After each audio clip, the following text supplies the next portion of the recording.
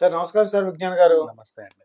ఆంధ్రప్రదేశ్‌లో పరిస్థితి చాలా అంటే రకరకాలుగా అందరూ ఏంటంటే హైదరాబాద్ నుంచి అందరూ కూడా ఓట్లు వేయడానికి విపరీతంగా వెళ్ళిపోతున్నారండి. మొన్నటికి మొన్న ఆంధ్రప్రదేశ్‌లో ఎంప్లాయీస్ అందరూ కూడా ఈ రికార్డ్ బ్రేక్ అండి. అంటే ఏంటి పోస్టల్ బ్యాలెట్‌గా తీసుకోవడం. చాలా ఆశ్చర్యం గొలిపే విషయంలాగా ఉందది. ఇప్పుడు మొత్తం హైదరాబాద్‌లో ఉన్నటువంటి ఆంధ్ర మన ఏపీ వాళ్ళందరూ కూడా ట్రైన్‌లు ఇయన్నీ బుక్ చేసుకున్నారండి. బస్సులని ఖాళీ ఉండట్లేదు. ఇది ఎలా చూద్దామంటారు? అసలు ఏమిటి? ఎవరు గెలుస్తారు? ఏంటి విషయం? ఆంధ్రప్రదేశ్ రాజకీయాలు గెలుపు ఓటములు గురించి మాట్లాడుకుంటే హ్మ్. ఎప్పుడైనా సరే మనము సర్వేలని కానీ ఎగ్జిట్ పోల్స్ ని కానీ జనాభిప్రాయాలు కానీ ఇవన్నీ పట్టించుకోవాల్సిన అవసరం లేదు. హ్మ్. ఫస్ట్ వాళ్ళ మేనిఫెస్టోలకు ఉన్నటువంటి బరువుని కొలవాలి. హ్మ్. ఓకేనా? ఇకపోతే జగన్ గారు ప్రవేశపెట్టిన మేనిఫెస్టో ఫస్ట్ ఆయన ప్రవేశపెట్టాడు. దాంట్లో ఏముంది? గతంలో ఆయన చెప్పినవన్నీ రాసుకొచ్చాడు. హ్మ్. గతంలో ఆయన ఇచ్చే వాటన్నిటికీ 10వ పొరకు పెంచాడు. అంటే ఇంతకుముందు 12,000 ఉన్నదాన్ని 13,500, 15 ఉన్నదాన్ని 18, ఇంకేదో ఉన్నదాన్ని ఇంత ఇంత అట్లా ఒక 2,000 3,000 పెంచుకుంటూ వచ్చాడు. అండ్ ఆయన సంక్షేమ పథకాలన్నీ మనకు ఆల్రెడీ తెలిసినవే. ఆయన ఏం చెప్పాడు? నేను గతంలో ఇచ్చిన హామీలన్నీ కూడా 99% మేము నెరవేర్చాము, 1% ఒకటే ఆగింది అన్నాడు. ఏంటా 1%? మద్యపాన నిషేధం. 2017 ఆ టైంలో అసలు నేను కుర్చీలోనే కూర్చోను మద్యపాన నిషేధం చేయకపోతే, అది చేశాక నేను కుర్చీ ఎక్కుతా అని ఓటు కూడా అడగనని చెప్పి అన్నారు. అదే అసలు అడగను కూడా అడగను అన్నాడు. కానీ ఇప్పుడు ఏంటంటే అన్ని చేశాను, ఇది ఒక్కటే 1%. మేనిఫెస్టో కింద ఉంటుంది 99%, ఒక 1% ఆగిందని. నిన్న సజ్జల రామకృష్ణారెడ్డి కూడా ఇంటర్వ్యూ చేసి చాలా క్యాజువల్ గా చెప్పేశాడు, అంతా ఒక్కటే మద్యపాన మిగతాన్ని చేసామని చెప్పుకొచ్చాడు. కానీ ఆ 1%ఏ నీకు కీలకం. ఎందుకంటే నువ్వు పెట్టిన సంక్షేమ పథకాలన్నీ అమలు చేయాలి అంటే 75,000 కోట్లు అవుతుంది, సుమారు 72, 73,000 కోట్లు అవుతుంది. నీకు కేంద్రం నుంచి చిల్లర వచ్చే అవకాశం లేదు. అంటే వచ్చే అవకాశం అంటే నీ తెలివితేటలు, నీ టాలెంట్, అది నీ ఎంపీల పనితనం బట్టి నీకు ఉంటది. కేంద్రంలో రాకపోతే రాష్ట్రంలోనూ వెలగబెట్టాలి. ఆ లిక్కర్ అనేది ఒకటి నువ్వు దాన్ని పక్కన హోల్డ్ చేస్తే నువ్వు ఇవన్నీ చేయగలవు. ఈ పిచ్చి పిచ్చి మందులన్నీ తెచ్చావు, నచ్చిన రేట్ కల్లా అమ్ముకున్నావు. సరే అమ్మితే అమ్మేవాళ్ళే, నీ ఇష్టం అది. ఈ సంక్షేమ పథకాలు అయితే అందాయి జనాలకు, అందలేదని అయితే చెప్పలేము. అండ్ ముఖ్యంగా ఈయన వేసిన పెద్ద పీట ఏంటంటే విద్య, ఆరోగ్యం ఈ 5 ఏళ్లలో నిజంగా మెరుగుపడింది చెప్పుకోవచ్చు. చదువు అందరు ఇంగ్లీష్ మీడియం స్కూల్లో పెట్టాడు, సున్నితంగా అర్థమయ్యేలా తెలుగులో పెట్టాడు. అండ్ నెక్స్ట్ ఆరోగ్యం కూడా పెద్ద పీట వేశాడు. ఇంతవరకు ఓకే డన్. ఇకపోతే ఇప్పుడు టీడీపీ మేనిఫెస్టో గురించి మాట్లాడుకుందాం. టీడీపీ మేనిఫెస్టో దీనికంటే బరువుగా ఉంది. అండ్ వాళ్ళు ఎంచుకున్న మంచి అంశం ఏంటంటే, ఎవరు టచ్ చేయని అంశం, ఆడపిల్లలకి 15,000 ఇస్తున్నాడు. ఇంట్లో 4 కూతురుంటే 4కి 15,000, స్కూల్కి వెళ్ళే పిల్లలకి 5 ఉంటే 5కి 15,000. అబ్బాయిలైనా ఇస్తున్నాడు అండి, స్కూల్కి వెళ్ళే విద్యార్థులు. అమ్మఒడి అని. నెక్స్ట్ ఇదేంటి, పిల్ల పుట్టినప్పుడు చిల్లర, కొంచెం పెరిగే టైంలోనూ చిల్లర, 18 ఏళ్ళు దాటిన తర్వాత ఉద్యోగం లేకున్నా కూడా చిల్లర, పెళ్ళైనప్పుడు కూడా ఒక కానుక, ఇట్లా ఆడపిల్లలకి పెద్ద పీట వేసాడు. అండ్ నెక్స్ట్ నిరుద్యోగులకు కూడా ఆయన కంటే వీళ్ళు ఒక పావులో ఎక్కువ ఇస్తున్నారు. గ్యాస్ సిలిండర్లో 3, ఈ ఉచిత బస్సు, అండ్ నెక్స్ట్ అలాగే కొన్ని ఎక్కువ ఉన్నాయి అంశాలు వాళ్ళతో పోలిస్తే. 200 యూనిట్ల విద్యుత్ ఆయన దగ్గర కంటే ఈయన దగ్గర కొంచెం ఎక్కువ ఉన్నాయి. అండ్ ఇంకోటి వాళ్ళు టచ్ చేయని పాయింట్స్ ఈయన టచ్ చేశాడు. సో జనాలు వీళ్ళకి కొంచెం మద్దతు పలికారు. నిన్న 2 మద్దతు, నిన్నే రేషన్ డీలర్లు అందరూ కూడా టీడీపీకి మద్దతు ఇచ్చారు.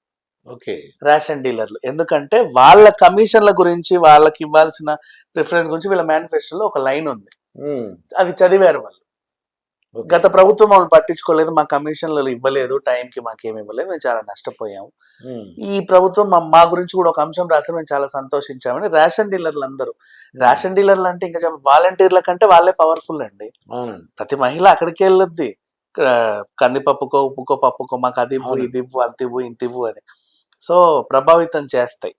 నిన్న పిఠాపురంలో పవన్ కళ్యాణ్ కి మద్దతుగా బార్ అసోసియేషన్ లాయర్లు అందరూ ర్యాలీ చేశారు. వాళ్ళ మేనిఫెస్టోలో వీళ్ళకి నచ్చిన అంశం ఒకటి ఉంది. అట్లా ఒక్కొక్క వర్గానికి చెందిన వాళ్ళందరూ కూడా వాళ్ళ మేనిఫెస్టోని చూసి మాకిది రిలేటెడ్ గా ఉంది అనుకొని వస్తున్నాడు.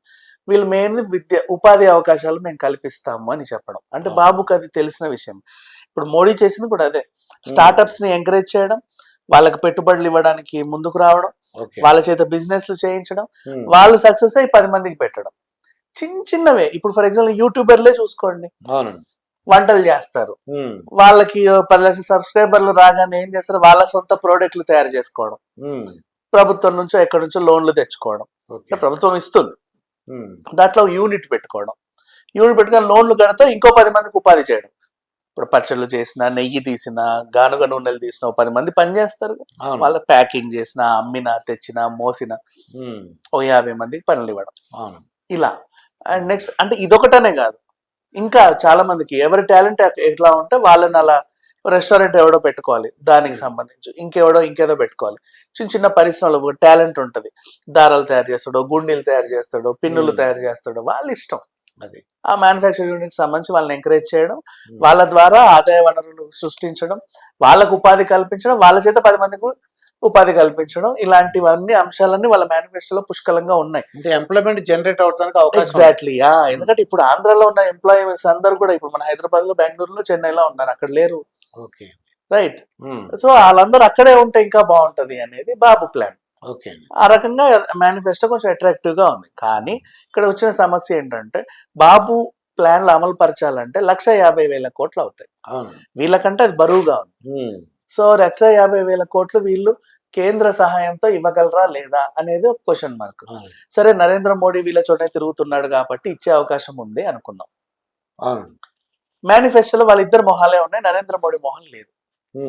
అండ్ నెక్స్ట్ ఈయన వచ్చినప్పుడల్లా కూడా విశాఖ స్టీల్ ప్లాంట్ గురించి కానీ, పోలవరం ప్రాజెక్టు గురించి కానీ, ప్రత్యేక హోదా గురించి కానీ, 6 హామీల గురించి కానీ. అంటే స్టేజ్ మీద సపోర్టర్ ఉన్నాడు, ఒక అతను ఉన్నాడు, అదే బీజేపీ రిప్రజెంటేటివ్ ఉన్నాడు ఒక ఆయన. సో ఈయన మాట్లాడకపోవడం వాళ్ళ కొంచెం హర్టింగ్ అయింది అంతే. బట్ ఆయన ఉన్నా లేకున్నా వీళ్ళు ఇవి అమలు చేస్తారు. ఎలా?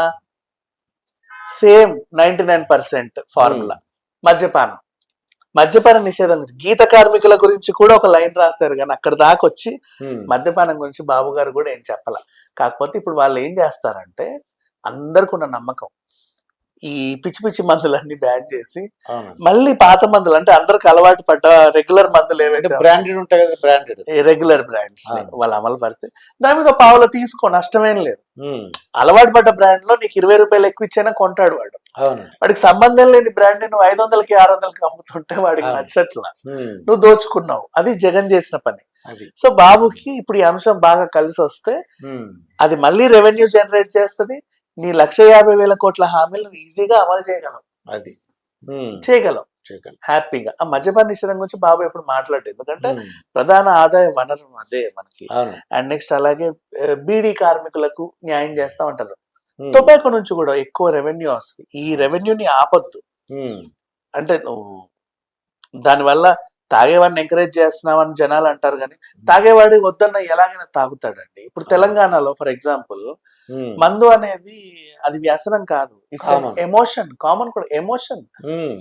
సమ్మక్క సారక్కకి దేవత పెద్ద దేవత. మందు సాకపోయాలి, సాకపోసి దాని తీర్థంలా తాగాలి. మనకు బోనాల పండుగ కూడా మందే, పెద్దమ్మ తల్లి టెంపుల్కి వెళ్ళిన మందే. మీకు అర్థం అవుతుందా? తెలంగాణలో మందు అనేది ఎమోషన్, అది వ్యసనం కాదు. సో అట్లా తాగేవాడు ఎక్కడైనా తాగుతాడు, కాకపోతే ప్రధాన ఆదాయ వనరుని మిస్ చేసుకోలేము. సో బాబు మేనిఫెస్టో అమలు పరుస్తాడు. ఇప్పుడు బ్యాలెన్స్ ఎవరికి ఎక్కువ ఓట్లు పడతాయి అంటే, ఉద్యోగం గురించి చూసుకున్నా, వ్యాపారం గురించి చూసుకున్నా, యువత భవిష్యత్తు గురించి చూసుకున్నా, అండ్ మేనిఫెస్టో చూసుకున్నా, A to Z బాబు గెలిచే అవకాశాలు ఉన్నాయి. ఆల్రెడీ రేషన్ డీలర్లు మద్దతు ఇచ్చారు, బార్ అసోసియేషన్, లాయర్స్ మద్దతు ఇచ్చారు. అంటే ఎలా ఉంది మరి గమనించండి, సగం స్టేట్ ఇన్ఫ్లుయెన్స్ అయినట్టే. అండ్ ఇప్పుడు ఇంకా మిగతా కావాల్సింది వీళ్ళకి మందు బాబుల్ని అట్రాక్ట్ చేశారు అంటే ఇంకా చాలు, అది అన్ని ఓట్లు వీళ్ళకే. సో ఇటు కొంచెం బరువు ఎక్కువ ఉంది. వీళ్ళు ఈజీగా నన్ను అడిగితే ఒక గెలుస్తారు, 88-90 స్థానాలు ఈజీగా అవలీలగా వచ్చే అవకాశం అయితే 120 అంటారా? 120 88-90 స్థానాలు అయితే కళ్ళు మూసుకొని వచ్చేస్తాయి. కళ్ళు మూసుకొని వచ్చేస్తాయి.